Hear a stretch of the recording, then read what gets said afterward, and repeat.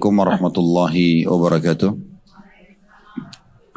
Alhamdulillah, tidak henti-hentinya kita selalu bersyukur dan berterima kasih kepada Allah Subhanahu wa taala atas segala nikmat yang Allah limpahkan kepada kita, terutama nikmat Islam dan iman yang sampai saat ini alhamdulillah sebagai seorang muslim kita bisa menikmati apapun yang Allah telah syariatkan dan dijadikan sebagai agama. Dari makanan, minuman, pakaian, pendapatan, pergaulan yang halal, dan juga kita bisa menghindarkan diri dari segala macam fitnah dan mara bahaya yang memang itu juga sudah diajarkan oleh Allah Subhanahu wa taala dan dilarang kita mendekatinya dari perbuatan zina, riba dan segala macam hal. Sehingga di dunia ini kita punya panduan hidup dan tentunya akan puncaknya membawa kita kepada surga Allah yang abadi di akhirat sana.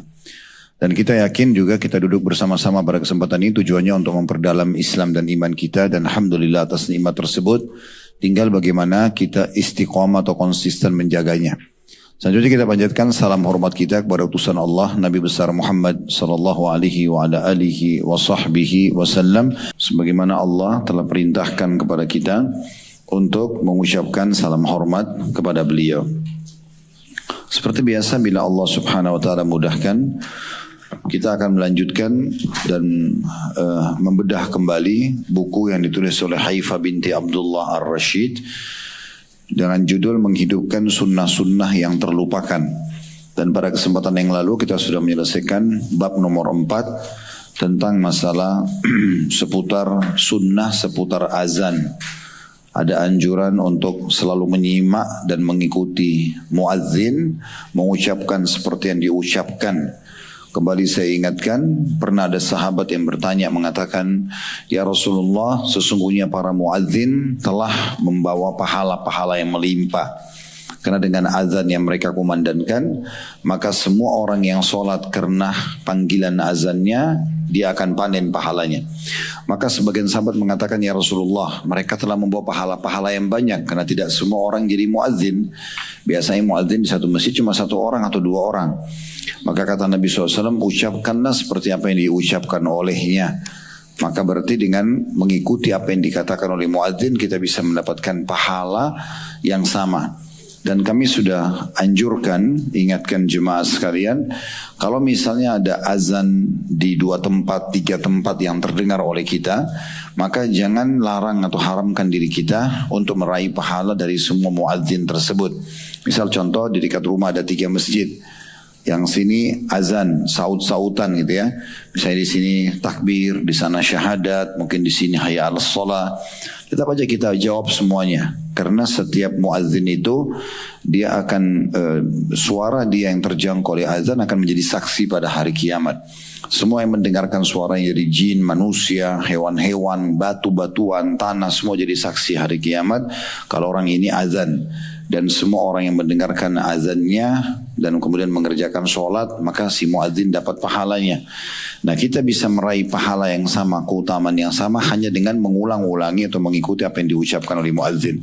Jadi kalau misalnya muadzin A, B, C, muadzin A ini jangkauan suaranya mungkin 1 RT misalnya.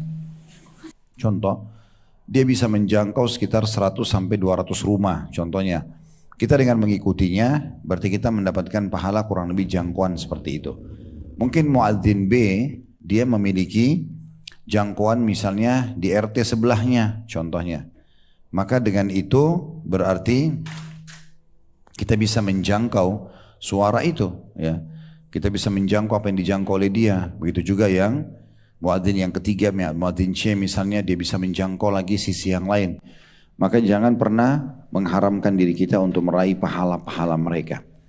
Makanya saya pernah ingatkan, kalau seandainya kita sedang dengarkan azan, maka usahakan kita berhenti sejenak ya, dari semua aktivitas dan ikuti apa yang diucapkan muadzin sampai selesai. Dan jangan lupa pada saat muadzin mengucapkan syahadat, asyhadu an la ilaha illallah, asyhadu anna Muhammad Rasulullah, maka kita mengucapkan sama, wa ana, ditambah wa ana asyhadu an la ilaha illallah wahdahu la syarikalah wa asyhadu anna Muhammadan abduhu wa rasuluh. Karena orang yang mengucapkan seperti ini maka akan diampuni dosa-dosanya yang lalu. Tentu ada tambahannya setelah syahadat ya, raditu billahi rabba wa bil islami dina wa bi Muhammadin ya, rasulah. Kemudian selanjutnya juga di poin B sudah kita pelajari tentang membaca salawat setelah azan dan minta wasilah buat Nabi. Ya. Jadi kalau muadzin sudah mengatakan la ilaha illallah di akhir azannya langsung kita baca salawat. Allahumma salli ala Muhammadin wa ala ali Muhammad kama sallaita ala Ibrahim wa ala ali Ibrahim innaka Hamidum Majid wa barik ala Muhammadin wa ala ali Muhammad kama barakta ala Ibrahim wa ala ali Ibrahim innaka Hamidum Majid. Kemudian kita baca doa setelah azan. Allahumma rabba hadhi da'wati tamma was salatil qa'imah. Yang terpenting adalah ati Muhammadanil wasilah. Nah, itu yang dititik beratkan. Karena wasilah adalah sebuah istana termewah di surga, tidak akan dimiliki kecuali untuk satu orang saja. Ini yang paling leksnya. Dan kata Nabi Muhammad SAW, aku berharap aku pemiliknya, siapa yang meminta wasilah untukku, maka dia akan mendapatkan syafaatku. Pertolongan masuk ke dalam surga.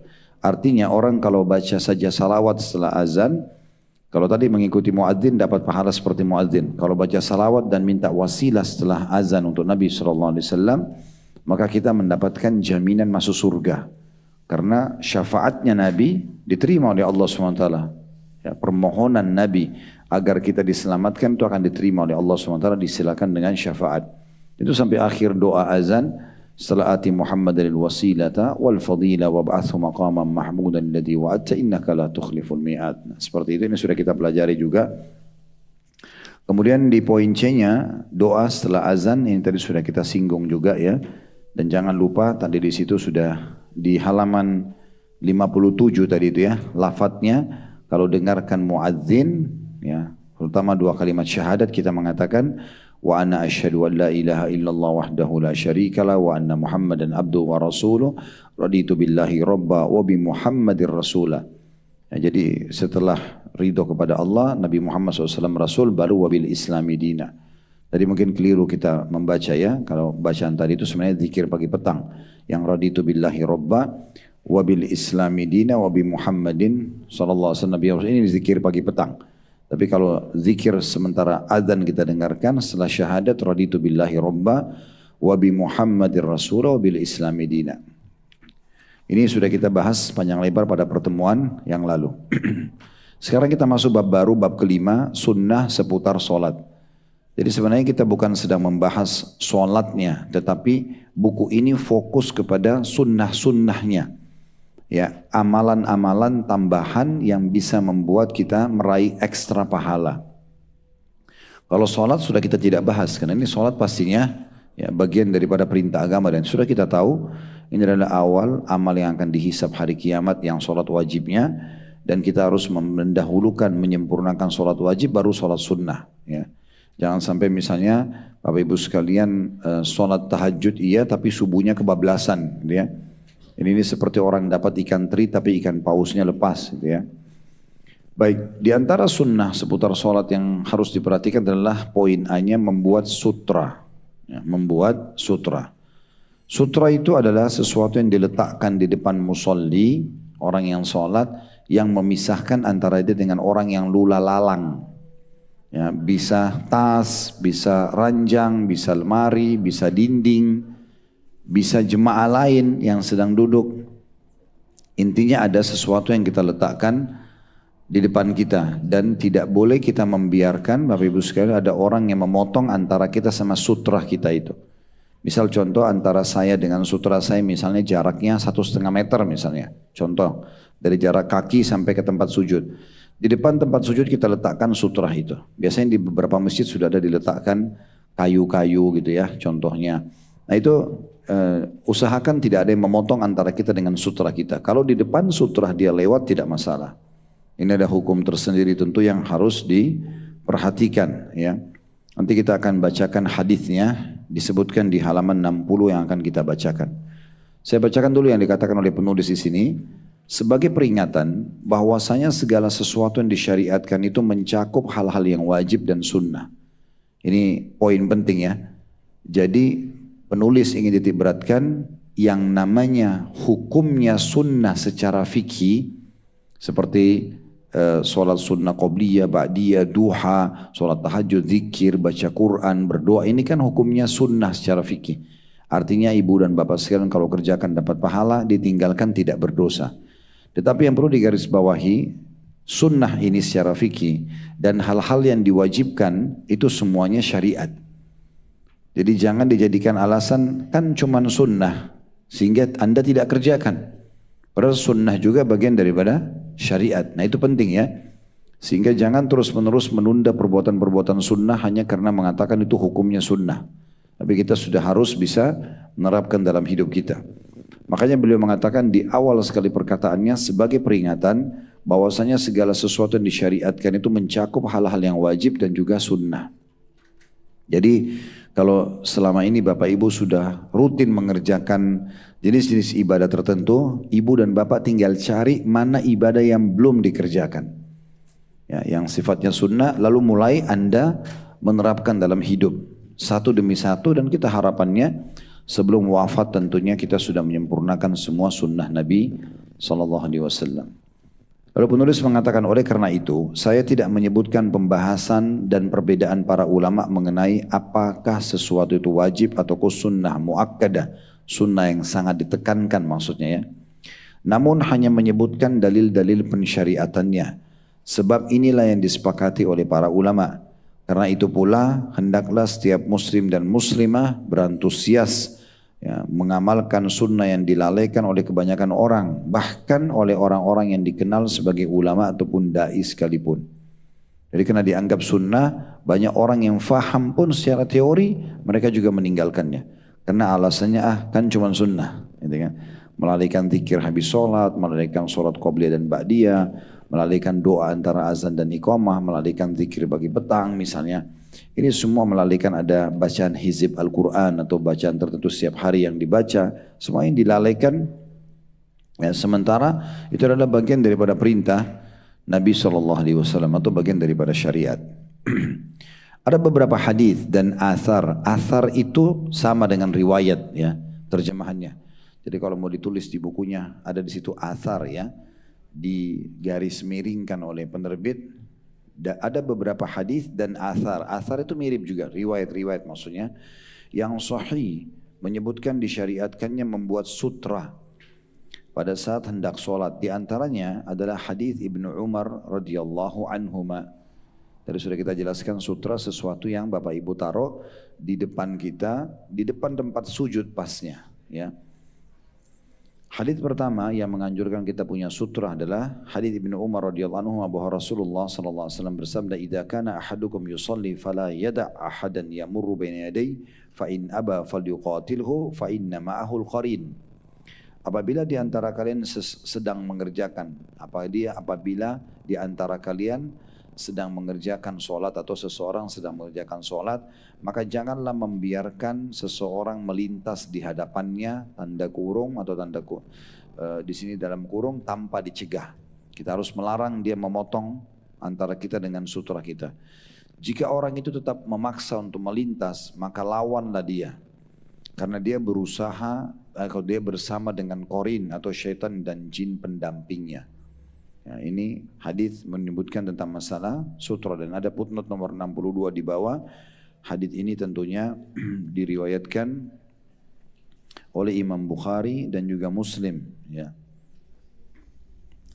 Kemudian selanjutnya, atau di sini mungkin kita jelaskan dulu hadis ini baru kita pindah ke hadis kedua, hadis Musa bin Talha.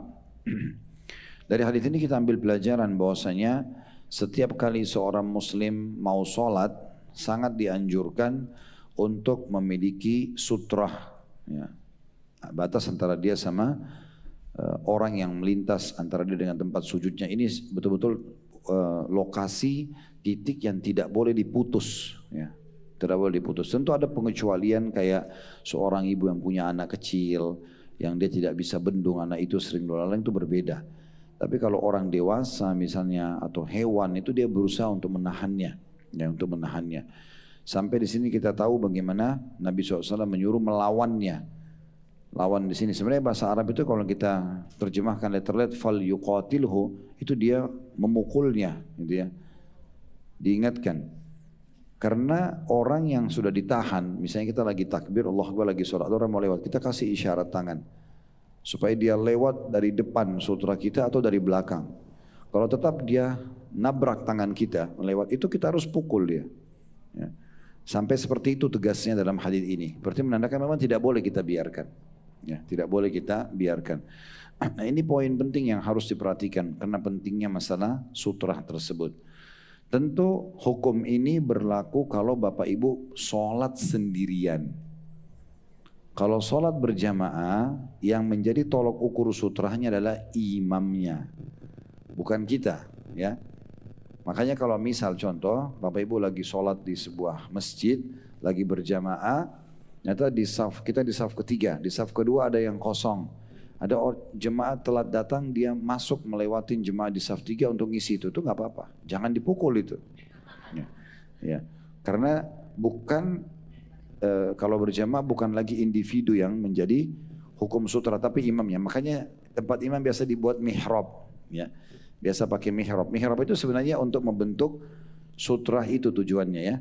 Makanya dia bentuknya kadang-kadang merucut kayak untuk satu orang saja gitu ya.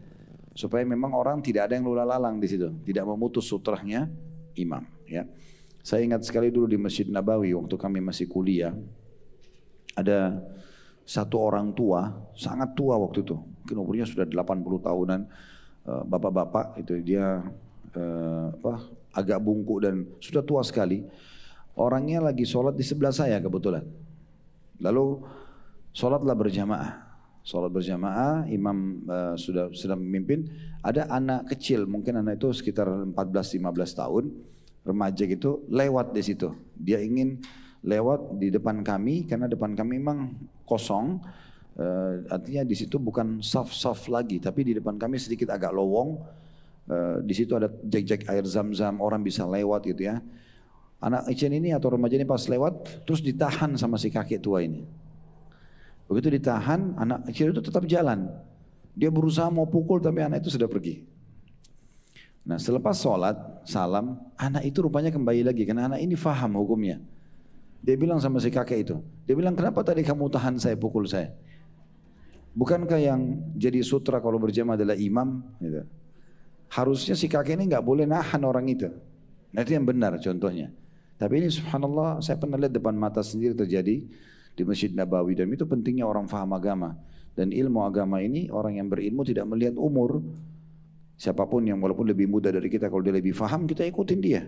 Bukan berarti kita kena merasa ini anak kecil ngerti apa sih gitu. Padahal sebenarnya anak kecil itu dalam kondisi benar. Jadi sekali lagi sutra itu ya hanya berlaku secara individu kalau kita sholat sendirian. Kalau sholat berjamaah pindah kepada imam. Imam mewakili semua makmumnya. Dari sini juga kita penting sekali untuk memahami Bapak Ibu sekalian, kalau sedang sholat sunnah, qobliyah, ba'diyah, memang dari awal kita sudah cari sutrah, tiang masjid misalnya, ya, sehingga orang tidak mudah lula lalang. Ada orang sengaja sholat di tengah-tengah masjid, ya, atau dekat pintu yang orang pasti lula lalang. Ini dia sendiri membuat masalah ini, dia harusnya dia berusaha untuk sholat di tempat-tempat yang aman dari lalu lalangnya orang, ya. Yang paling aman cari di pinggir kanan, pinggir kiri, ada tiang di depan kita gitu ya. Atau misalnya memang jemaah lagi rame sholat sunnah ba'diyah, kita ikut di situ, oke orang di depan kita niatkan jadi sutra, nggak masalah ya. Tapi jangan kalau lagi sendiri sengaja kita di tengah-tengah masjid atau tempat memang orang lula lalang. Nah ini juga tambahannya. Jadi dari hal ini kita ambil pelajaran, mungkin kita susun beberapa faedah. Faedah pertama pentingnya seorang muslim menjaga sholatnya. Kemudian pelajaran yang kedua juga dianjurkannya seorang muslim memiliki sutra.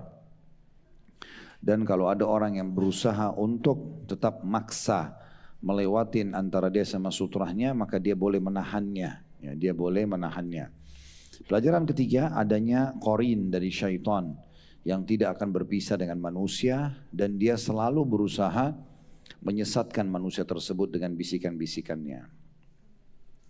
Kita pindah ke hadis kedua, masih dalam masalah sutra di poin A. Hadis dari Musa bin Talha dari ayahnya radhiyallahu anhu, Talha bin Ubaidillah. Dia menuturkan bahwa Rasulullah sallallahu alaihi wasallam bersabda, "Idza wada'a ahadukum baina yadayhi mithla muakhkharatir rahli falyusalli wa la yubali man marra wara'a dzalik."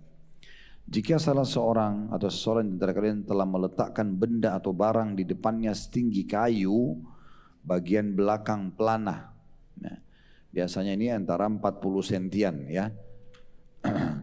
maka sholatlah dan tidak perlu menghiraukan orang yang lewat di belakang benda itu. Kalau kita mungkin bisa tas ya, kalau ibu-ibu lagi di musola, di mall gitu ya, taruh tas, taruh sesuatu benda gitu ya. Maka itu sesuai dengan hadis Nabi ini. Dari hadis ini kita mengambil pelajaran adanya sunnah Nabi SAW untuk meletakkan sutra. Tapi di sini kembali ya, hukumnya sunnah, bukan kewajiban ya. Artinya kalau ibu dan bapak juga tidak sempat memiliki sutra, kita masuk masjid, memang nggak ada yang bisa kita jadikan sebagai sutra kita, gitu ya. Maka nggak masalah. Tapi usahakan menghindari lokasi lewatnya manusia atau orang-orang, gitu ya. Dan pernah kami dijelaskan oleh dua orang doktor di kampus kami dulu. Kebetulan beliau sangat dekat dengan mahasiswa Indonesia. Dan dua-duanya ini seringkali kalau di hari libur kampus kami, kayak hari Kamis, Jumat dulu kami libur, beliau-beliau ini mengundang kami di rumahnya nginep ya, di kota Madinah. Waktu kami masih mahasiswa, kemudian berdiskusi di situ ya. Beliau undang makan, beliau berdiskusi dengan kami, apa pertanyaan yang muncul di kampus yang belum difahami. Kadang-kadang beliau berbagi ilmu kepada kami gitu ya. Nah pada satu kali terjadi diskusi tentang masalah sutra ini antara kami sama beliau-beliau. Maka beliau memberikan masukan kalau betul-betul tidak ada yang bisa kita letakkan sebagai sutra, minimal kita niatkan ujungnya sejadah. Contoh misalnya kita pakai sejadah, itu manfaatnya juga kita bawa-bawa sejadah ya. Minimal sejadah kepala itu yang kecil. Ya. Jadi selalu dibawa. Nah, itu kalau kita taruh di situ, kemudian kita tidak punya sesuatu yang kita letakkan di depan ujung sejadah itu, maka ujung sejadah cukup bisa diniatkan sebagai sutrahnya. Walaupun sebenarnya kalau kita ikuti hadis ini, sunnahnya adalah kita memberikan ukuran pelana. Pelana itu yang ditaruh di pundaknya kuda, gitu ya. Itu ada kayunya, itu kurang lebih antara 40-an senti, 40-50 senti gitu ya. Maka boleh kita niatkan seperti itu. Ini yang pernah kami dapatkan dari beliau-beliau itu ya. Jadi dari hadis ini kita ambil dua pelajaran. Yang pertama, pentingnya seseorang muslim memiliki sutra gitu ya, pada saat dia ingin sholat sunnah ataupun wajib. Dan yang kedua adalah bolehnya orang melewatin seseorang yang sholat kalau sudah melewati batas sutrahnya. Batas sutra bisa benda yang diletakkan atau ujung sejadahnya. Ya, ujung sejadahnya. Berarti kalau kita lewat di depannya tidak masalah. Hadits nomor 3 berhubungan dengan sutra dari Abu Dzar Abu Dzar radhiyallahu anhu, dia berkata bahwa Rasulullah sallallahu alaihi wasallam bersabda, "Idza qama ahadukum yusalli fa innahu yasturuhu idza kana baina yadayhi mithlu akhiratir rahl." فإن لم يكن بين يديه مثل آخرة الرحل فإنه يقطع صلاته الحمار والمرأة والكلب الأسود. Jika di antara kalian akan mengerjakan solat, seseorang akan mengerjakan solat, hendaklah ia membuat sutra setinggi kayu bagian belakang pelana di depannya, di hadapan dia. Jika dia membuat sutra setinggi kayu bagian belakang pelana di depannya, niscaya solatnya akan terputus. Ya. Jika yaitu menjadi batal jika dilewati oleh keledai, wanita dan juga anjing hitam. Hadits ini tentu ada footnote-nya, diriwayatkan oleh Bukhari dan Muslim. Riwayat ini langsung saja kita ambil pelajarannya dulu.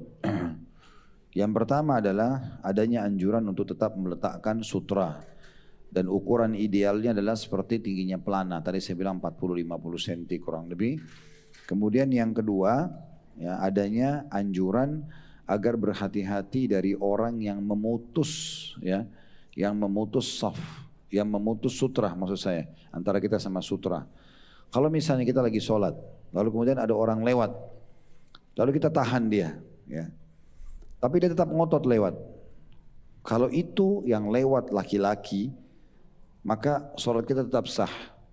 Ya. Tetapi kalau dari 3 jenis ini, 3 yang disebutkan oleh Nabi, yang lewat itu bisa batal sholat kita. Di sini disebutkan 3 itu adalah keledai, hewan keledai. Ya.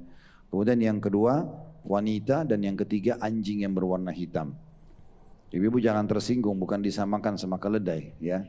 Tetapi di sini maksudnya penyebutan Nabi SAW tentang ada hukum agama Allah yang bisa membatalkan sholat kalau kita diputus oleh mereka di antara kita dengan sutra kita. Ya. Tentu ada pendapat ulama ini tidak berlaku di Masjidil Haram. Ya, karena memang kondisi dan keadaannya, gitu ya. Karena tidak memungkinkan, gitu ya. Di Masjidil Haram ada pendapat yang mengatakan begitu. Di masjid-masjid yang sangat ramai, Masjid Nabawi misalnya ya. Dan Masjid Nabawi masih bisa kita amankan, tapi di Masjid Haram ini, apalagi di tempat-tempat tawaf, gitu ya, dekat dengan tempat tawaf itu sedikit agak padat. Tapi begitu, walaupun begitu ada pendapat ulama sebagian di antara mereka, tetap kita lebih berhati-hati. Ya, carilah tempat sholat yang bisa Anda terlindung dari lulalangnya orang, gitu ya. Jadi pelajaran pertama tadi sudah kita sebutkan. Pelajaran keduanya bahwasanya kalau seseorang sedang sholat, maka dia berusaha menahan manusia ataupun hewan kalau akan memutus antara dia dengan tempat sujudnya. Lewat dari tempat sujud nggak ada masalah. Ada sutra atau tidak ada sutranya secara fisik ya. Tadi kalau tidak ada sama sekali sudah saya katakan ada pendapat yang menjelaskan walaupun ujung tempat sujudnya atau ujung sejadahnya.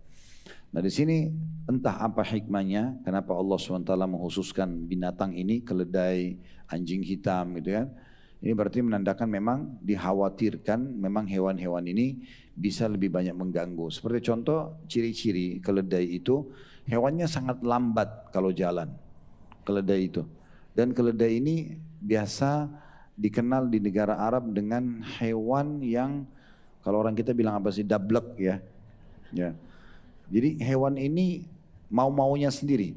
Kalau hewan itu disuruh jalan, dia mau jalan, jalan. Kalau tidak mau jalan, ya biar kita gebukin, dia nggak mau jalan. Ya, Allah gambarkan binatang ini juga dalam surah Jum'ah. Ya, orang-orang yang membawa kitab-kitab dan tidak mempelajarinya, orang-orang ahli kitab dari kitab Nabi Musa Taurat, kitab Nabi Isa Injil. Kemudian mereka tidak ambil manfaat dari itu seperti keledai yang memikul kitab-kitab.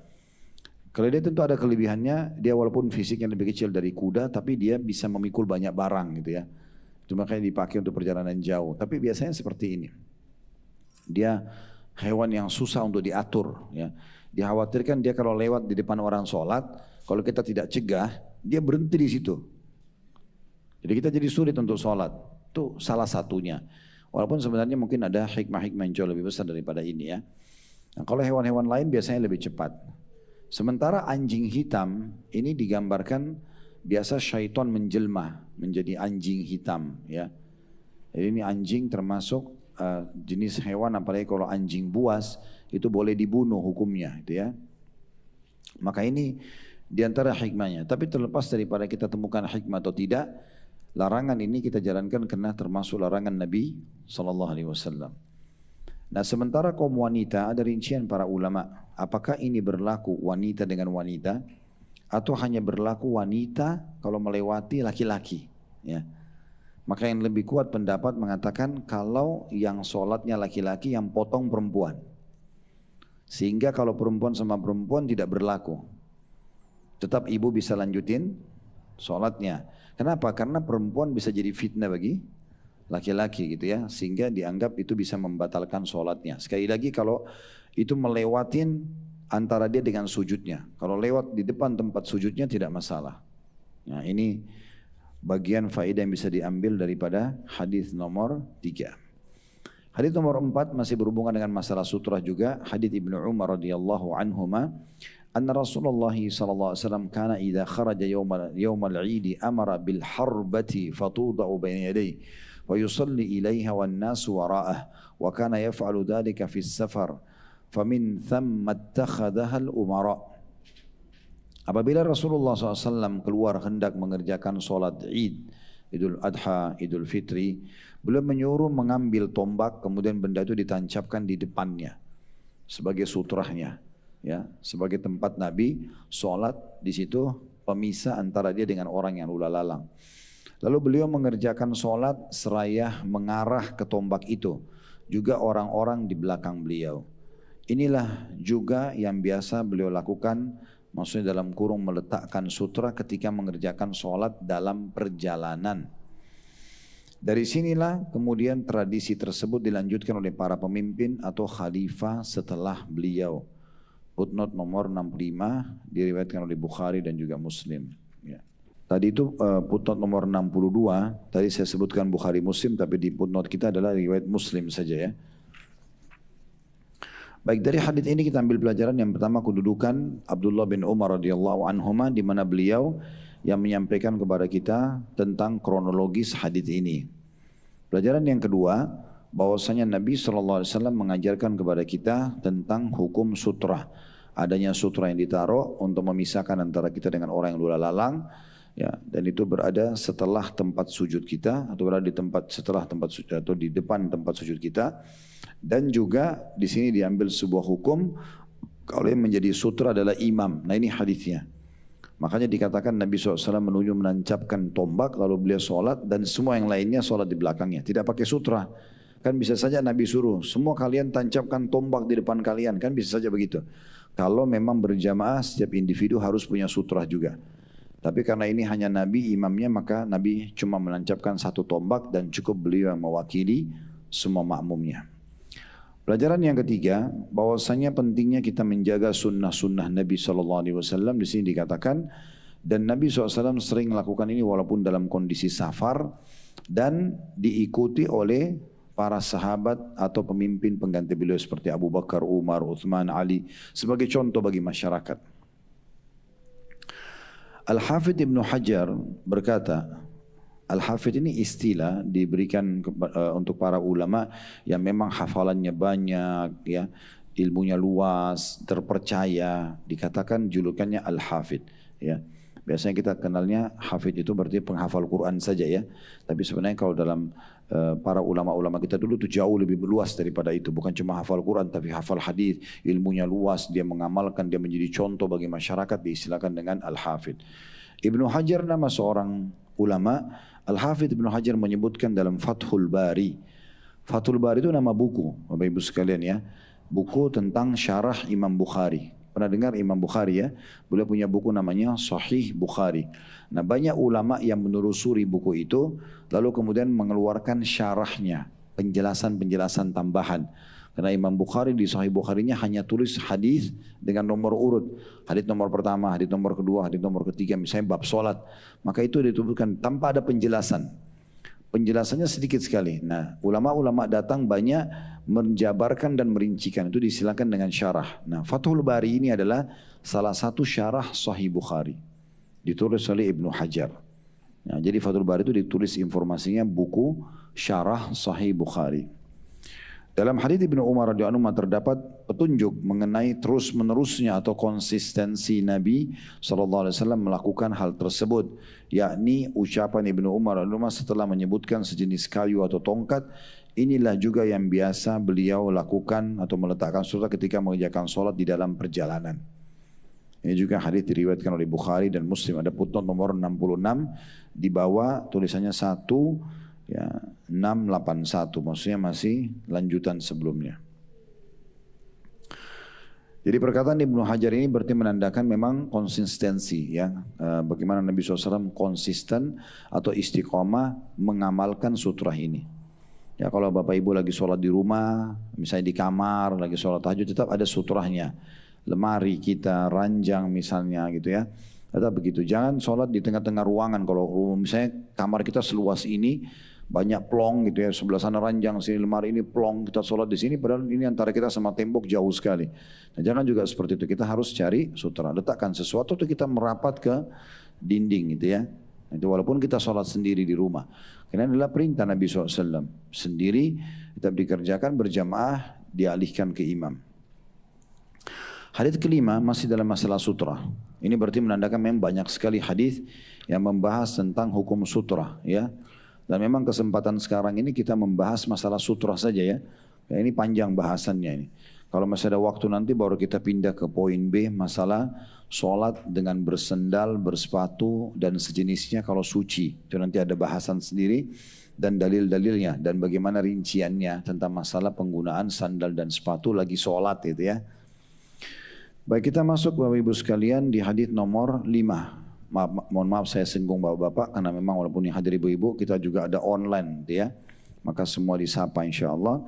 Hadits nomor 5 dari Abu Sa'id radhiyallahu anhu, dia pernah mendengar Rasulullah sallallahu alaihi wasallam bersabda, "Idza kana ahadukum yusalli ila syai'in yasturuhu minan nas, fa arada ahadun an yajtaza baina yaday, falyadfa fi nahri, fa in aba falyuqatilhu fa innama huwa syaitan.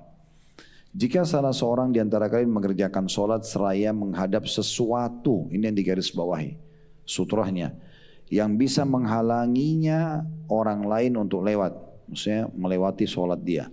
Kemudian ada seseorang yang hendak melanggarnya, dalam kurung lewat di depannya, maka cegahlah semampunya. Jika dia bersikeras tetap melanggarnya, orang itu tetap mau lewat motong antara kita dengan tempat sujud kita, maka lawanlah orang itu, karena dia adalah syaitan.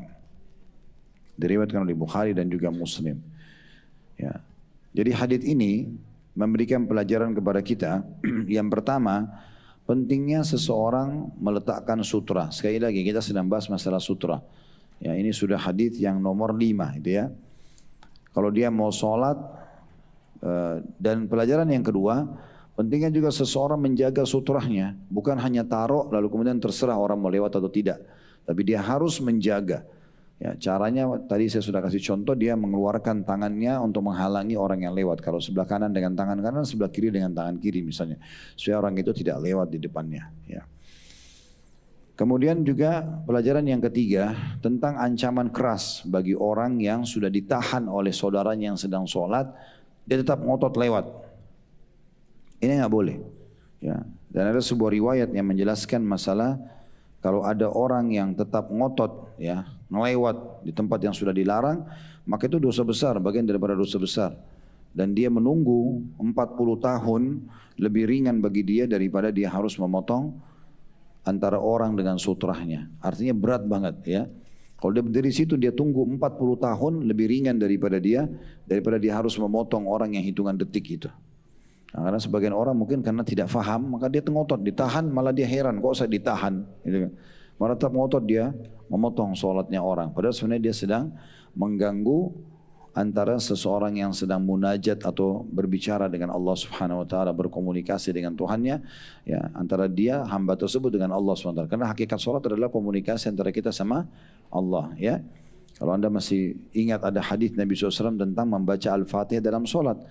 Kata Nabi SAW, kalau kalian sedang membaca Alhamdulillahi Rabbil Alamin, segala puji dan puja kehadirat Allah, maka Allah langsung merespon hamadani abdi, hambaku memujiku. Jadi kita sebenarnya sedang komunikasi itu, ya. Ar-Rahmanir Rahim, Allah menjawab, Allah yang maha pengasih maha penyayang, Allah mengatakan athna alayya abdi, hambaku memuja-mujaku, gitu ya. Kemudian Malik Yaumiddin, raja penguasa hari kebangkitan, hari kiamat, Allah mengatakan majadani abdi, hambaku meletakkanku pada posisi yang sebenarnya, bahwasanya memang Allah itu raja penguasa di dunia dan di akhirat, gitu ya.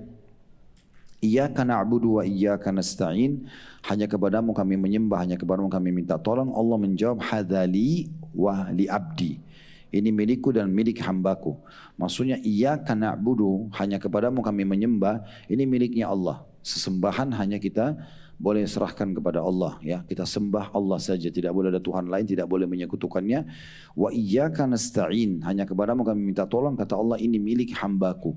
Kita boleh minta tolong kepada Allah Subhanahu wa taala. Ihdinas siratal mustaqim sampai akhir. Ihdinas siratal mustaqim, tunjukkanlah kami jalan yang lurus, siratal ladzina an'amta alaihim, jalan orang-orang yang telah Engkau berikan nikmat, maksudnya para nabi-nabi dan pengikutnya yang konsisten. Ghairil maghdubi alaihim, bukan orang-orang yang Kau murkai, kata Ibnu Abbas adalah orang-orang Yahudi, waladhdallin, dan bukan orang sesat, kata Ibnu Abbas adalah orang-orang Nasrani. Karena Yahudi dimurkai Allah, ya, mereka disebabnya dimurkai Allah karena mereka tahu kebenaran tapi mereka tidak mau mengikutinya. Sementara Nasrani diistilahkan dengan sesat karena mereka mau menyampaikan agama Allah tapi mereka keliru. Mereka keluar-keluarkan di sana sini kalau Allah punya anak, padahal sebenarnya Allah tidak punya anak, gitu kan. Maka kita mengatakan setelahnya amin. Nah, ini kalau kita baca ihdinas siratal mustaqim sampai waladhdallin, Allah mengatakan hadza li abdi wa li abdi ma sa'al. Ini milik hambaku dan hambaku akan dapat apa yang mereka minta, gitu ya. Jadi komunikasi. Sama juga kalau pernah dengar hadis, kalau orang mau mengeluarkan ingusnya, riaknya, kalau dia lagi sakit, lagi sholat, kita lagi flu berat, maka boleh Bapak Ibu bawa sapu tangan, tisu, ya. Jadi selalu dibersihkan dengan tisu tersebut. Nah, Nabi SAW ingatkan, kalau kalian harus membuang riak itu, maka buanglah ke sebelah kiri kalian. Jadi kita menghadap kiri, ya. Karena di hadapan kalian ada Allah, di sebelah kanan kalian ada malaikat. Ya, sebenarnya sholat itu orang sedang komunikasi dengan Allah secara langsung. Makanya kita tidak boleh membiarkan orang memotong di situ ya. Karena itu pasti memecahkan konsentrasi. Nah ini diantara sebab kenapa harus ada sutrah itu. Baik, dari hadits ini ya, kita di hadits yang ke-6 ya. Bisa kita ambil pelajaran ya. Maaf, kita hadits ke-5 ya. Kita masih ke-5, belum masuk ke-6. Di hadis kelima ini kita ambil kembali faedahnya. Faedah yang pertama adalah pentingnya orang memiliki sutra.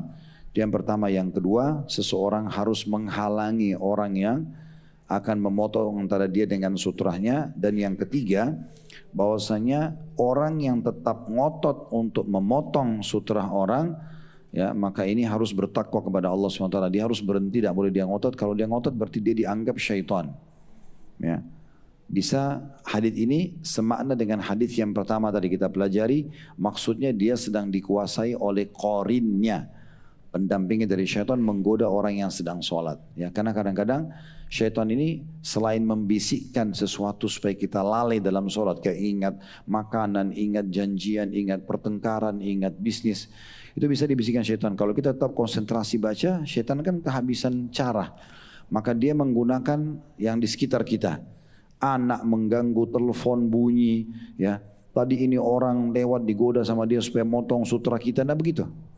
Makanya orang kalau sholat mau khusyuk, memang dia sudah harus amankan semua di sekitarnya. TV dimatikan, ya, bukan cuma dihilangin suaranya, supaya gambarnya pun tidak ada. Karena kadang-kadang kita sholat itu bisa saja kita nengok ke sana. Dan kata Nabi SAW, orang yang dalam sholat menengok itu adalah curian syaitan dalam sholatnya, bisa mengurangi pahalanya gitu ya. Makanya dia tutup semua itu. Dia berada di sudut ibu misalnya dan bapak lagi sholat malam. Berada di satu sudut kamar yang aman sekali. Tidak ada hal-hal yang bisa menggoda sholat kita gitu ya. Kemudian selanjutnya hadits nomor 6 dari Sahal bin Sa'ad radhiyallahu anhu, dia berkata, "Kana baina musalla Rasulillah sallallahu alaihi wasallam wa bainal jidari mamarru syat." Nah, ini sekarang bicara tentang masalah jarak antara kepala kita dengan sutrah itu. Usahakan jangan letakkan langsung. Misalnya kita sujud di sini, jangan sutranya nempel. Berikan dia jarak ukuran lewatnya seekor kambing. Nah ini disebutkan hadits ini ya. Jarak, kata Sahli bin Sa'ad radhiyallahu anhu, jarak antara tempat sholat Rasulullah SAW dengan dinding di hadapan beliau adalah seukuran tempat lewatnya seekor anak kambing. Diriwayatkan oleh Bukhari Muslim. Jadi kambing tentu kalau lewat tidak terlalu banyak tempat diambil ya. Karena apalagi anak kambing kecil, mungkin 10 sentian ya, 15 senti maksimal gitu ya. Jadi misalnya kalau anggaplah saya sujud di label nama ini, tempat saya sujud, inilah sutra saya di sini. Ini ada jarak ya, kurang lebih seperti itu.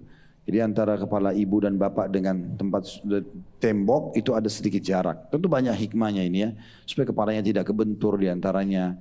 Ya, atau sutranya itu tidak jatuh. Mungkin ada orang taruh botol air, bisa tumpah apa segala. Jadi memang kita jaga jarak di situ. Nah dari hadits ini atau riwayat ini kita ambil pelajaran kedudukan Sahal bin Sa'ad radhiyallahu anhu, karena beliau menyampaikan kepada kita riwayat ini. Kemudian pelajaran yang kedua, pentingnya seseorang selalu punya sutra pada saat dia sholat. Berikut tambahannya adalah bagaimana dia memberikan jarak antara dia dengan sutra ukuran lewatnya anak kambing gitu ya. Hadits nomor 7 dari Ibnu Umar radhiyallahu anhu, dia berkata bahwa Rasulullah sallallahu alaihi wasallam bersabda, "La tusalli illa ila sutra wa la tada'u ahadan yamurru baina yadik, fa in aba falyuqatilhu fa inna ma'ahu al-qarin." Janganlah kamu mengerjakan sholat kecuali mengarah ke sutra. Ini berarti sudah penekanan ya. Tidak boleh sholat kecuali ada sutra gitu ya. Dan jangan biarkan seseorang lewat di depanmu tanpa dicegah. Jika dia enggan dicegah, terus saja mau lewat, maka lawanlah dia. Karena dia itu ditemani oleh qarin atau dalam kurung jin dan syaitan, pendamping dia yang membisikkan keburukan kepada dia. Hadis ini memberikan pelajaran kepada kita tentang pertama penekanan tentang pentingnya sutra, diulang-ulangi lagi. Karena memang di poin A yang sedang kita bahas berhubungan dengan sunnah-sunnah sholat adalah pengadaan sutrah itu sendiri. Kemudian pelajaran yang kedua, tidak boleh kita biarkan orang memutus antara kita dengan sutra tersebut. Dan pelajaran yang ketiga, bisanya qarin itu menggoda dan menguasai seseorang agar terjerumus dalam pelanggaran-pelanggaran agama, termasuk menggoda orang lain. Al-Albani ini nama orang ya, julukan. Namanya Nasiruddin Al-Albani, seorang ulama hadis. Al-Albani karena beliau dari negara Albania, dia. Tapi waktu akhir-akhir hidupnya, beliau sudah nutut ilmu, beliau mendapatkan warga negara Saudi dan akhirnya pindah ke Jordania. Ya. Dan beliau terkenal ulama hadis di masa kita sekarang, rahimahullah. Beliau menyebutkan dalam kitab Sifatus Salah. Ada buku beliau, judulnya Sifatus Salatun Nabi Sallallahu Alaihi Wasallam. Maksudnya, ya sifat-sifat salatnya Nabi. Atau panduan lengkap tentang salatnya Nabi. Ini sudah banyak diterjemahkan dalam bahasa Indonesia. Tanda kutip beliau mengatakan hadis tersebut diriwayatkan oleh Ibnu Khuzaimah dengan sanad jayyid. Jayyid maksudnya bisa diterima, ya, bisa diterima dan diamalkan. Hadis ke-8 ini hadis yang terakhir yang diangkat oleh penulis berhubungan dengan masalah sunnahnya sutra. Nah, sebenarnya satu hadisnya sudah cukup ya, apalagi kalau ada 8 riwayat. Berarti makin tidak ada alasan kita meninggalkan sunnah ini ya. Dan sekali lagi kita sudah ingatkan, tujuan kita bedah buku ini untuk mengingatkan kita sunnah-sunnah yang banyak ditinggalkan. Kita pernah bahas sunnah tentang siwak ya, sunnah tentang wudhu, sekarang kita masuk sunnah tentang sholat. Ini semua agar jangan kita terhilangkan atau terharamkan dari pahala yang bisa kita dapatkan sebenarnya hanya dengan mengamalkannya. Hadits nomor 8 dari Sahal bin Abu Hathma, bahwa dia memarfukan radhiyallahu anhu, dia memarfukan atau dia menyampaikan. Memarfukan itu maksudnya sampai ke Nabi. Ditulis saja keterangan-keterangan itu ya di bukunya. Jangan lewat begitu saja, sayang gitu ya. Kalau jadi Bapak Ibu mendengarkan hadits ini marfu maksudnya sampai ke Nabi. Langsung ya. Dikatakan bahwasanya dia memarfukan kepada Nabi SAW, "Idza shalla ahadukum ila sutrah falyadnu minha la yaqta'is syaitanu alaihi salata." Jika salah dan kalian mengerjakan solat ke arah sutra, maka hendaklah dia mendekati sutrahnya agar syaitan tidak memutus solatnya. Hadis ini diriwayatkan oleh Abu Daud. Dari hadis ini kita ambil pelajaran bahwasanya pentingnya seseorang solat memiliki sutra. Ini pelajaran pertama. Pelajaran yang kedua, tidak boleh kita berjarak jauh dari sutra. Contoh misalnya tripod kamera ini saya jadikan sutra saya solat di sini. Untuk menahan orang lewat susah karena terlalu jauh, gitu kan. Tidak juga terlalu mepet tadi hadis sebelumnya sehingga kepalanya kebentur di sutra, gitu kan. Jadi ada jarak ukuran anak kambing. Itu sudah jadi jawaban. Berarti memang kita harus mendekat dalam arti kata batasan di mana kita bisa sujud dan masih ada jeda sedikit sekitar ukuran 10 sampai 15 cm antara kita dengan sutra. Dan jangan jauh-jauh karena kalau jauh nanti akan sulit sekali dia untuk memisah atau menahan orang. Karena selama misalnya saya jadikan antara saya sama sutra ini tempat sholat saya, walaupun saya sujud di sini, ini tetap masih masuk. Karena saya niatkan tripod itu sutra saya. Berarti semua ini nggak boleh dilewatin orang. Kan gitu. Oleh karena itu kita merapat gitu ya. Ada sebuah riwayat yang pernah kami temukan berhubungan dengan masalah sutrah ini. Juga ada hadis ya, kalau seseorang sedang sholat dan kemudian ada hewan akan memutus antara dia sama sutrahnya, dia melangkah merapat ke sutrahnya. Kayak misalnya sutrah saya adalah ujung meja ini, sebagai contoh saya sholat. Terus ada yang mau lewat, saya tahan tapi nggak memungkinkan. Contoh misalnya kucing ya. Contoh, atau anak kecil, kalau memungkinkan kita melangkah saja merapat ke dinding misalnya ke sutra itu sehingga dia lewat di belakang. Semampu kita gitu ya. Itu yang lebih tepat. Nanti setelah dia lewat kita kembali lagi. Ya. Ini salah satu riwayat yang pernah kami temukan berhubungan dengan masalah pentingnya menjaga sutra tersebut. Ya. Baik, sekarang kita pindah ke sikap ulama salaf tentang masalah sutra. Kalau tadi itu semua adalah isi matan hadis, isinya hadis ya. Sekarang kita masuk bagaimana para ulama salaf mengamalkan ini seperti para sahabat, para tabi'in. Riwayat yang pertama atau athar yang pertama, sudah saya sebutkan, athar sama dengan riwayat ya. Kalau dikatakan hadis berarti itu khusus untuk Nabi saja. Kalau Bapak Ibu dengar hadis itu berarti Nabi sudah, nggak mungkin sahabat. Ya, apalagi orang lain. Hadis khusus untuk Nabi. Tapi kalau Bapak Ibu dengarkan sunnah, maka bisa Nabi, bisa sahabat. Karena Nabi SAW mengatakan apa? Alaikum bisunnati wa sunnatul khulafa rasyidin mahdiyyin min ba'di. Berpegang pada sunnahku dan sunnah khulafa rasyidin. Jadi perbuatan-perbuatan sahabat juga dikenal dengan sunnah, tapi dia dikenal dengan hadis. Gitu ya. Nah, kalau lebih umum bisa dari Nabi, bisa dari sahabat, bisa dari tabi'in, dikenal dengan athar. Athar itu lebih luas lagi, tapi riwayat juga, gitu ya. Nah, athar Ibnu Umar, sahabat Nabi, namanya dia Abdullah, diringkas Ibnu Umar. Abdullah bin Umar radhiyallahu anhu, beliau mengatakan, "Idza shalla ahadukum falyusalli ila sutra wal yadnu minha kay la yamurru syaitanu amama." Apabila salah seorang kalian hendak solat, maka solatlah dalam kurung dengan mengarah ke sutra dan mendekatlah darinya, agar syaitan tidak melintas di depannya. Athar ini diriwayatkan oleh Ibnu Abi Syaibah, ini salah satu penyusun buku hadis, namanya Ibnu Abi Syaibah, ini nama orangnya, di dalam Al-Musannaf. Musannaf itu nama buku beliau. Dengan sanad yang sahih. Berarti bukan hanya dari perkataan Nabi, tapi juga ada dari perkataan para sahabat menyebutkan tentang masalah ini. Kemudian dari Nafi'. Nafi' ini adalah nama orang, ini mantan budaknya Abdullah bin Umar. Ya. Makanya setelahnya Bapak Ibu kalau baca ada tulisan Maula. Maula itu bukan nama orang ya. Jadi secara hukum begini, di masa kita sekarang sudah tidak ada perbudakan. Setelah selesai Perang Dunia Kedua, itu perbudakan disepakati secara internasional dihilangkan. Sebelumnya ada perbudakan. Dan Islam datang mengatur perbudakan. Perbudakan ini biasa di masa dulu ya, di masa Nabi pun ada itu ya. Ada pasar-pasar di Madinah jual budak, manusia dijual. Ya, penjualan budak. Budak ini dari mana? Dari rampasan perang atau orang yang dirampok di jalan. Masa sekarang kan alhamdulillah aman ya. Kita berangkat naik pesawat ke Amerika lebih dari 18-20 jam. Kalau ada transitnya aman semuanya. Kalau masa dulu mungkin dari Jakarta ke Cirebon misalnya, kalau masa kerajaan dulu kita tidak aman. Bisa tengah jalan tiba-tiba naik kuda dirampok sama orang, diambil semua harta, kita dibawa ke pasar budak dijual. Nah itu biasa ada gitu, perbudakan gitu ya. Nah budak-budak ini hukumnya secara agama ada tersendiri. Perlu saya rincikan sedikit tapi mungkin tidak bisa detail sekali. Yang penting Bapak Ibu sudah tahu. Yang pertama, Bapak Ibu kalau punya budak begini dianjurkan membebaskan mereka. Pahalanya besar. Allah selalu sebutkan dalam Al-Quran, fakku raqabah, tahrir raqabah, bebasin budak, bebasin budak. Dan kata Nabi SAW dalam banyak hadis yang sahih, siapa yang bebasin seorang budak, maka setiap anggota tubuh budak itu akan menjadi penyelamat buat dia dari api neraka.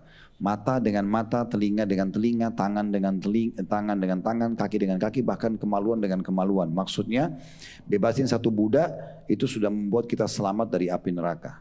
Makanya banyak sahabat yang kaya-kaya dulu di masa itu, mereka sering ke pasar budak setiap hari bawa uang beli bebasin. 15 orang, 20 orang, 30 orang mereka bebasin setiap hari. Ya, ini ibadah. Tapi di masa kita lagi tidak ada. Yang kedua, budak-budak ini bisa menjadi kafarah. Tahu kafarah ya? Denda ya kalau kita sedang melakukan pelanggaran. Sebagai contoh, orang berhubungan biologis siang hari Ramadan, kan nggak boleh. Tapi kalau suami istri biologis batal puasanya, dia harus taubat nasuha dan dia harus ulangin puasa itu dibayar nanti, plus dia harus kena kafarah, denda. Dendanya itu yang pertama bebasin budak. Kalau dia tidak punya, dia ganti dengan puasa 2 bulan berturut-turut. Kalau dia tidak bisa, maka dia pindah ketiga memberi makan 60 orang miskin. Tapi yang pertamanya adalah bebasin budak. Sama orang sumpah, demi Allah, tapi ternyata keliru. Maka itu juga ada kafarahnya, bebasin budak atau puasa 3 hari atau dia memberi makan 10 orang miskin gitu ya. Ini jadi mereka bisa menjadi pembersihan budak itu ya, pembersihan pelanggaran kita, kafarahnya gitu ya. Nah itu diantaranya. Juga termasuk hukum dalam masalah perbudakan ini adalah bolehnya dipekerjakan. Ya, misalnya kita pekerjakan di satu perusahaan. Kalau masa dulu tuh kerja di kebun, kerja di mana, nanti hasil jerih payah dia dibagi antara majikannya sama budak tersebut. Ya, kayak kita pekerjakan dan Anda pemiliknya. Juga termasuk hukum dalam masalah budak, Anda bisa menjualnya. Bisa dijual, diperjualbelikan, nilainya diambil. Tapi tentu lebih afdal tadi kalau kita bebasin. Next, sekarang kita kerucuk di poin pertama. Kalau ada di antara kita bebasin budak, misalnya Bapak Ibu ada beli budak lalu Bapak Ibu mengatakan, cuma bahasa begini saja, kamu bebas karena Allah. Udah, mulai detik itu dia bebas. Dia nggak terikat lagi dengan kebudakan. Tapi Bapak Ibu dapat julukan maula. Nah ini maula di sini. Apa itu maula? Maula diberikan kepada seseorang muslim yang bebaskan budaknya karena Allah. Ya, makanya dikatakan Nafi' maula Ibnu Umar. Berarti Nafi' ini dulu mantan budaknya Ibnu Umar, dibebasin karena Allah. Ibnu Umar dapat julukan maula. Nah, apa manfaatnya maula ini? Bukan untuk pamer. Ada kaitannya dengan hukum syar'i. Kalau kita bebasin dan kita dapat julukan maula, kalau si budak itu misalnya setelah dibebasin dia tiba-tiba menjadi orang kaya raya. Dia berusaha, dia berhasil, kaya raya, menjadi orang yang sukses, lalu dia meninggal. Kita termasuk salah satu ahli warisnya. Ya. Jadi ini orang yang mendapatkan warisan tapi bukan dari ahli waris. Itu adalah majikan yang membebaskan budaknya karena Allah, bukan karena terpaksa gitu ya. Nah itu istilah maula. Ini panjang lebar kita jelaskan supaya jangan kata ini lewat begitu saja ya, dan Bapak Ibu tidak faham gitu ya. Jadi Nafi' ini dulu bekas budaknya Abdullah bin Umar, beliau bebasin karena Allah, maka Ibnu Umar dapat julukan maula. Dan ini luar biasanya, Abdullah bin Umar memang punya satu tradisi luar biasa. Beliau suka setiap punya uang beli budak. Lalu budak-budak ini diajarin agama sama beliau. Diajarin sholat, diajarin hadits, diajarin Quran sampai menjadi ulama. Nafi' ini ulamanya muslimin. Ulamanya tabi'in. Kalau dalam ilmu hadis, Bapak Ibu sekalian pernah dengar sanad enggak? Sanad itu adalah orang-orang yang tersusun rapi menyampaikan satu sama yang lain tentang sebuah riwayat. Misal meriwayatkan dari B, B dari C, C dari sahabat Nabi dari Nabi SAW. Ini namanya sanad hadis. Ya. Sanad emas, sanad yang paling sahih di kalangan para ulama hadis adalah Imam Malik, Imam Madhab ya. Karena ada 4 imam madhab, salah satunya Imam Malik, pemilik kitab Muwatta. Kalau Imam Malik meriwayatkan dari Nafi', Nafi' dari Ibnu Umar, ini dianggap sanad emas, pasti sahih. Ya saking terpercayanya si Nafi' ini. Ya, dan terpercayanya Imam Malik sampai dianggap ini adalah sanad emas. Nah seperti itulah. Jadi Nafi' ini termasuk orang yang budak yang berhasil dididik. Dari sini perlu pelajaran penting Bapak Ibu sekalian ya. Tolong diperhatikan baik-baik. Bagi Anda yang Allah sudah mudahkan, ada yang menjadi driver Anda, ada yang menjadi asisten rumah tangga Anda, staff Anda, ini diajar agama. Jangan sekian tahun bekerja asisten rumah tangga, mukena aja nggak pernah dikasih, sejadah nggak dikasih, nggak pernah didengarin ceramah, nggak pernah diajarin Quran atau apa saja. Siapin di kamarnya sejadah, mukena yang bagus, siapin buku zikir pagi petang, putarin dia ceramah. Kalau ada rezeki belikan TV kecil tapi bukan untuk nonton sinetron, putarin di situ YouTube. Dia dengar ceramah di waktu-waktu dia senggang gitu ya, supaya dia sekian tahun kerja sama kita dapat manfaat. Mereka belajar gitu ya. Sayang sekali masuk keluar di rumah kita, sholat aja enggak, tutup aurat aja enggak. Padahal itu amanah kita juga ya. Pernah ada sahabat bertanya begini, ya Rasulullah, saya punya dirham. Saya punya uang nih, siapa yang saya berikan duluan? Buat siapa saya keluarkan? Nabi bilang buat dirimu. Pakai kebutuhan dulu, silahkan. Beli makanan, minuman, pakaian yang kau butuhkan penuhi. Saya masih punya ya Rasulullah anakmu, saya masih punya ya Rasulullah istrimu, saya masih punya ya Rasulullah kata Nabi pembantumu. Ada hukum sendiri buat mereka ini ya. Kemudian juga dalam hadis yang lain kata Nabi SAW, janganlah seseorang di antara kalian dibawakan makanan oleh pembantunya kecuali dia ajak makan bersama atau dia sisipkan bagian untuknya karena dia sudah melihat dan mencium bau makanan itu, dia sudah menghidangkannya. Jadi tidak lagi cerita nanti mencuri makanan di kulkas, ya, karena kita memang sudah siapkan buat dia. Saya biasa bilang sama istri di rumah, setiap kali kita beli buah-buahan, makanan, yang paling pertama kita kasih mereka dulu. Sebelum kami sentuh bahkan. Buah-buahan sudah dikasih, mereka lihat, mereka yang bagi, kita panggil di rumah, ayo bagi ambil buat kalian ini ya. Jadi mereka merasa dimuliakan, dengan ini juga salah satu resep mereka betah kerja sama kita. Tapi kalau selalu pelit dengan makanan ya, atau mereka melihat kita makan dan dibedain sama makanannya mereka, maka ini akan membuat ya hal-hal yang tidak baik di rumah ya. Tapi kalau kita baik, namanya juga dia manusia ya. Kalau keadaan ekonomi mereka seperti kita, pasti mereka tidak akan kerja seperti itu. Gitu ya. Juga dari riwayat yang lain, Nabi SAW menganjurkan untuk memberikan pakaian yang layak kepada mereka gitu ya. Pakaian yang layak kepada mereka, sehingga Talha bin Ubaidillah itu kalau jalan sama budaknya tidak bisa dibedain karena pakaiannya mirip-mirip gitu ya. Jadi saking mereka memuliakan. Ini bagian daripada syariat sebenarnya yang harus diperhatikan. Baik, saya bilang tadi saya kasih sebagian. Kalau kita bahas panjang lebar ini hukumnya ada bab khusus, bab tentang masalah perbudakan dalam Islam. Ini sudah kami bedah di kitab Minhajul Muslim, panjang lebar berhubungan dengan hukum-hukum mereka.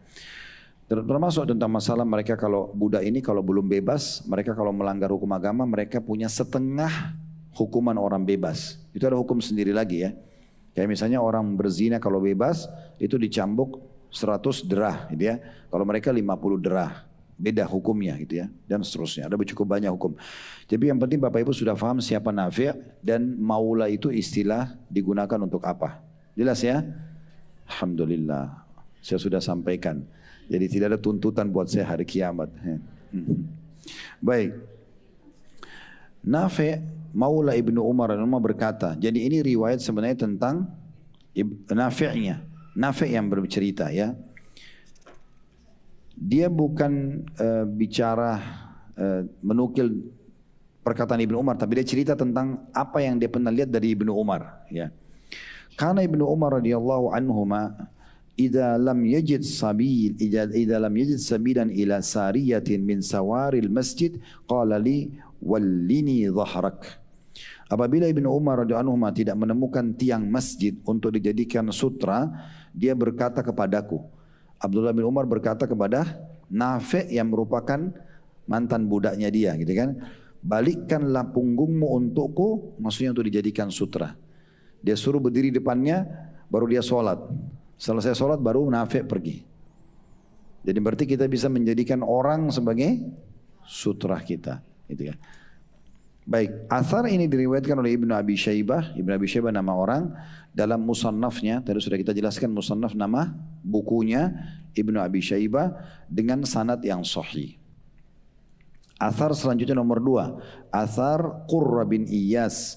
Ketika bersama dengan Umar bin Khattab radhiyallahu anhu, Qurra bin Iyas nama seorang tabi'in yang masyhur rahimahullah, beliau mencerita tentang keadaan beliau pada saat bertemu dengan Umar bin Khattab radhiyallahu anhu. Umar masyhur. Dari Qurra bin Iyas rahimahullah, dia berkata, ra'ani Umar wa ana usalli baina ustuwanataini fa akhadha bi kafai fa adnani ila sutra fa qala salli ilaiha. Umar melihatku tengah solat di antara dua tiang masjid. Jadi ada tiang sini, tiang sini. Rupanya si Qurra ini sholat tengah-tengahnya. Dia bukan di belakang tiang satu atau tiang dua ya. Ada orang begitu, ini tiang, dia sholat tengah-tengah. Tidak ada sutrahnya. Umar lihat Qurrah lakukan itu. Qurrah mengatakan, Umar melihatku tengah sholat di antara dua tiang masjid. Kemudian dia memegang pundakku, ya, lalu mendekatkanku ke salah satu tiang masjid itu sambil berkata, sholatlah ke arah tiang ini. Hadits ini diriwayatkan oleh Bukhari secara muallaq. Tolong ditulis lagi itu. Muallaq itu maksudnya di dalam Sahih Bukhari riwayat yang tidak diberikan nomor urut. Jadi kalau Imam Bukhari hanya menambahkan sebuah riwayat tapi tidak ada nomor urutnya, diistilahkan dengan muallaq. Dengan redaksi kalimat aktif, maksudnya ini tentu bisa diterima, sedangkan Ibnu Abi Syaibah memausulkannya, gitu kan, atau memang menukil juga riwayat ini. Baik, dari riwayat ini kita bisa ambil pelajaran bahwasanya pentingnya seseorang tentunya, ya. Tadi juga sebelumnya itu kita belum ambil pelajarannya dari riwayat Nafi' ya. Pelajaran pertama tadi adanya ya maula, istilah maula dalam Islam. Dan sudah kita jelaskan. Kemudian yang kedua, pentingnya seseorang selalu memiliki sutra, dan kalau dia memiliki teman atau asisten yang memang dia tidak temukan sutra, tiang, pohon, batu, maka dia bisa minta tolong untuk menjadi sutra dia sementara kalau dia sholat. Kalau riwayat Qurrah ini kita ambil pelajaran yang pertama, tentu tambahan juga dari Nafi' ya, bahwasanya ada juga keutamaan Nafi' karena beliau yang menukir riwayat ini pada kita. Sementara riwayat nomor 2 atau athar nomor 2 riwayat Qurrah, yang pertama keutamaan Qurrah bin Iyas rahimahullah karena beliau menukil tentang kisah ini. Ya. Kemudian pelajaran yang kedua, pentingnya seseorang mengingatkan muslim yang lain kalau sedang melakukan pelanggaran, ya, atau ingin agar muslim tersebut menerapkan sebuah hukum. Kemudian pelajaran yang di sini Umar mengingatkan Qurrah. Kemudian pelajaran yang ketiga, bolehnya orang yang sedang sholat diluruskan safnya atau kekeliruannya. Di sini Qurrah waktu itu dia sedang sholat. Umar memegang pundaknya lalu memindahkannya. Berarti Qurrah kan melangkah, ya. Itu tidak masalah. Melangkah seperti ini ke tempat sutra dibolehkan.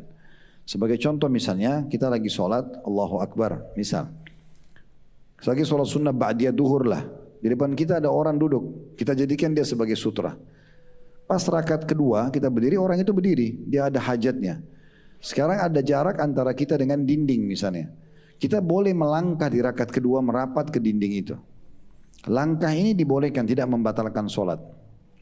Ya, karena kita mendekat ke arah sutra. Ya, seperti itu ya, supaya tidak terlalu jarak. Kayak contoh misalnya dari tripod ini, kalau saya jadikan ada orang sutra saya di kabel itu misalnya, maka saya sholat, orang itu pindah, saya merapat ke depan. Nah, seperti itu contohnya. Nah, ini pelajaran juga bisa diambil dari riwayatnya Al-Qurrah. Al-Hafidh Ibnu Hajar, sudah kita jelaskan makna Al-Hafidh tadi, istilah bagi para ulama yang betul-betul menguasai Al-Quran, hadis, mengamalkan ilmu, banyak ilmunya, mengajarkan umat. Ibnu Hajar nama seseorang ulama menyebutkan dalam Fathul Bari. Fathul Bari tadi apa? Syarah Sahih Bukhari. Syarah Sahih Bukhari. Jangan cuma ditulis ini, ya. Harus ditahu ya. Umar radhiyallahu anhu berkeinginan agar Qurrah bin Iyas mengerjakan sholat menghadap sutra. Jadi sebenarnya sutra itu kan sunnah ya. Nah di sini Umar bin Khattab ingin Qurrah mengerjakan sunnah itu. Padahal sebenarnya Qurrah walaupun tidak pindah tetap sah sholatnya. Karena kita sekali lagi membahas sunnah-sunnah sholat. Artinya sutra itu hukumnya sunnah. Gitu ya. Athar yang ketiga, dan ini athar yang terakhir ya. Kita tutup dengan ini tentunya. Dan kedepannya kita akan lanjutkan poin B nanti ya. Sunnah tentang sholat dengan bersendal, bersepatu dan sejenisnya yang suci itu nanti kita bahas pertemuan akan datang insyaAllah. Athar yang ketiga, athar Ibnu Mas'ud. Ibnu Mas'ud radhiyallahu anhu nama sahabat ya. Ini julukan atau dipotong biasa nama beliau atau panggilan beliau Ibnu Mas'ud, namanya Abdullah bin Mas'ud. Mirip tadi Ibnu Umar, namanya Abdullah bin Umar. Seperti juga ada ya Ibnu Abbas, dia namanya Abdullah bin Abbas. Memang ini sudah masyhur dari mereka nama-nama itu. Ibnu Mas'ud mengatakan radhiyallahu anhu, arba'un minal jafa, fadzakara minha an yusalli rajulu ila ghairi sutra. 4 hal termasuk tidak beradab ya atau kekakuan. Dia menyebutkan di antaranya salah satu dari 4 itu seseorang yang melaksanakan sholat tanpa menghadap sutra. Walaupun di sini tidak disebutkan 3 hal yang lainnya karena memang diambil saksi bahasannya. Nah dari athar Ibnu Mas'ud ini kita ambil pelajaran. Yang pertama kedudukan Abdullah bin Mas'ud sendiri radhiyallahu anhu karena beliau menyampaikan kepada kita riwayat ini. Kemudian pelajaran yang kedua pentingnya seseorang untuk menghindari sifat kekakuan dan kurang beradab. Semua yang membawa kita orang menilai buruk, tidak baik kita jauhi. Tutur kata yang kasar, tatapan mata yang tajam, tangan yang suka melayang dan segala macam lah.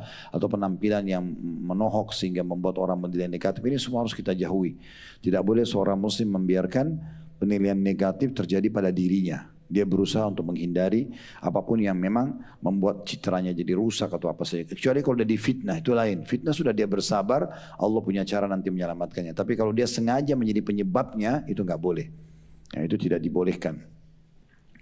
Pelajaran ketiga pentingnya sutrah bagi orang yang sholat. Karena kalau tidak ini termasuk orang yang kurang beradab menurut Abdullah bin Mas'ud radhiyallahu anhu. Di lembaran terakhir yang kita akan baca insyaAllah halaman 66. Hadits ini diriwayatkan oleh Ibnu Abi Syaibah. Ini tadi nama orang dalam musannafnya. Sama nama buku tadi dengan sanad yang sahih. Kesimpulannya kata penulis. Athar-athar tersebut menunjukkan perintah untuk membuat sutra ketika hendak mengerjakan sholat. Sebagaimana dikatakan oleh Al-Allama As-Safaraini. Jadi Al-Allama maksudnya alim ya. As-Safarini ini adalah nama orang. Dalam kitab Thulathiyati Imam Ahmad ya. Ini juga nama syarah Thulathiyati Imam Ahmad. Ketahuilah bahwasanya ini nama buku ya. Ketahuilah bahwasanya solat menghadap sutra itu sunnah menurut kesepakatan ulama. Imam Ibnu Khuzaimah juga nama ulama. Imam ini juga mirip dengan Al-Hafidh tadi ya. Orang-orang yang punya ilmu yang luas dipanggil imam, al-hafidh ya, itu semua sama. Al-allama. Beliau mengatakan rahimahullah Ibnu Khuzaimah, riwayat-riwayat ini semuanya sahih sesuai dengan perintah Nabi sallallahu alaihi wasallam agar seseorang membuat sutra dalam salatnya.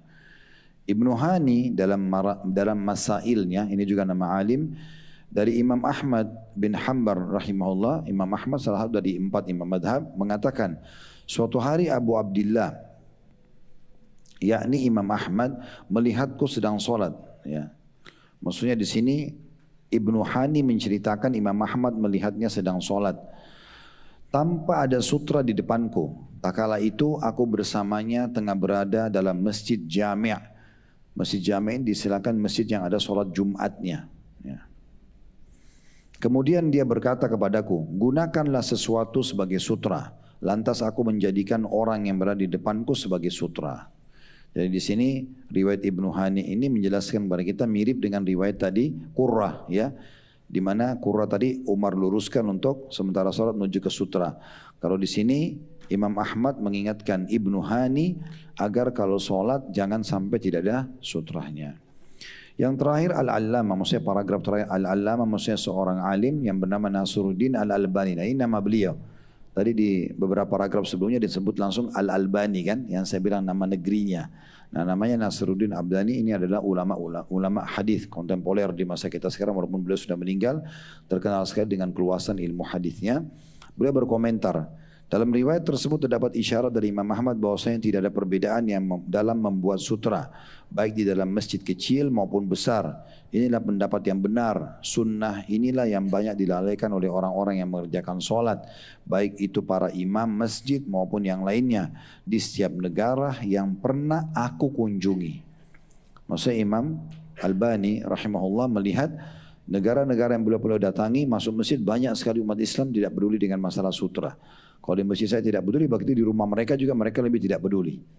Oleh karena itu kita harus perhatian khusus masalah ini. Ya, kita berharap tadi kurang lebih 1 jam kita membahas tentang masalah ini. Itu harusnya dijadikan sebagai ilmu yang bermanfaat ya, untuk kita amalkan dalam kehidupan kita. Allahu a'lam. Ada benar dari Allah, silakan diamalkan dan diterima. Kalau ada salah dari saya dimaafkan dan saya istighfar kepada Allah Subhanahu wa taala. Subhanakallahumma bihamdika asyhadu an la ilaha illa anta astaghfiruka wa atubu ilaik. Wassalamualaikum warahmatullahi wabarakatuh.